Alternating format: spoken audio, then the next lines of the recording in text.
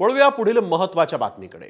पालघरच्या वाढवण बंदराचं पंतप्रधानांच्या हस्ते आज भूमिपूजन झालं खरं, मात्र या बंदराच्या समुद्रातलं सोनं समजल्या जाणाऱ्या घोळ माशाचं अस्तित्व धोक्यात येणार आहे।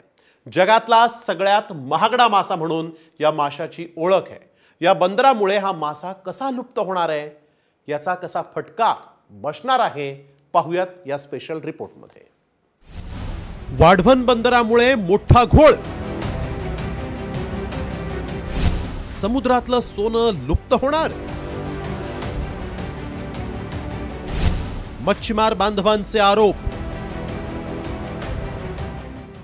72,000 कोटी रुपयांचा खर्च, 12 लाख तरुणांना रोजगार, 9 कंटेनर टर्मिनल अशी वैशिष्ट्य असलेल्या वाढवण बंदराचं भूमिपूजन पंतप्रधान नरेंद्र मोदींच्या हस्ते पार पडलं। मात्र या बंदराला पालघरसह गुजरातमधील शेतकऱ्यांनी विरोध केला आहे।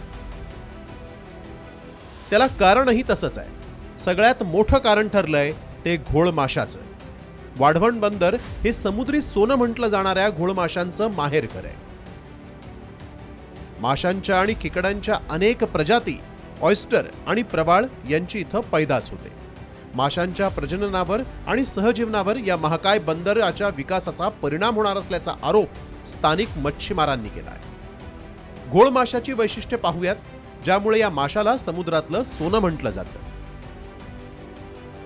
आज तिथे मोदी साहेब तिथे उद्घाटन करत आहेत।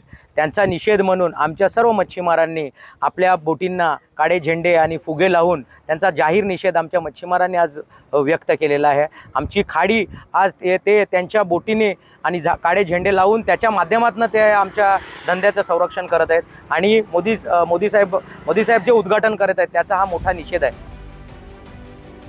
वाढवणचं सोनं लुप्त होणार, वाढवणचं बंदर घोळ माशांचं माहेरघर। घोळ भारतातील सर्वात महाग मासा। एक घोळ माशाची किंमत अंदाजे 5 लाख रुपयांपर्यंत। माशाला चीनसह इतर आशियाई बाजारपेठेत मोठी मागणी। माशापासून औषधी आणि उपयुक्त पदार्थांची निर्मिती, बियर आणि वाईन बनवण्यासाठी घोळ माशाचा वापर। पालघर जिल्ह्यातील डहाणू शहराजवळ असलेलं वाढवण बंदर हे भारतातील सर्वात मोठ्या खोल जलबंदरांपैकी एक असणार आहे। हे बंदर अत्याधुनिक तंत्रज्ञान आणि पायाभूत सुविधांनी सुसज्ज असेल। मात्र वाढवणची निवड का करण्यात आली, त्याची काय कारण आहेत तेही पाहूया। देशातील सर्वात मोठं आणि जगातलं 10व्या क्रमांकाचं बंदर। नैसर्गिक खोलीमुळे मोठ्या जहाजांचा मार्ग सुकर। मध्य पूर्व आणि युरोपमध्ये माल वाहतूक सोपी होणार। आयातीसाठी लागणारा वेळ आणि खर्चात मोठी बचत। बंदरामुळे स्थानिक पातळीवर 1 लाख नोकऱ्यांचा दावा। वाढवण बंदरामुळे महाराष्ट्र आणि गुजरात अशा दोन्ही राज्यातील सागरी भागात घोळ आणि सिल्वर पापलेट माशांचं मोठं प्रजनन होतं।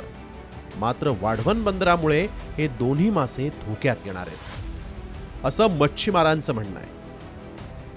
त्यामुळे या ठिकाणच्या समुद्रातल्या नैसर्गिक साधन संपत्तीचं संवर्धन करण्यासाठी पावलं उचलायला हवीत। ब्युरो रिपोर्ट, साम टीव्ही।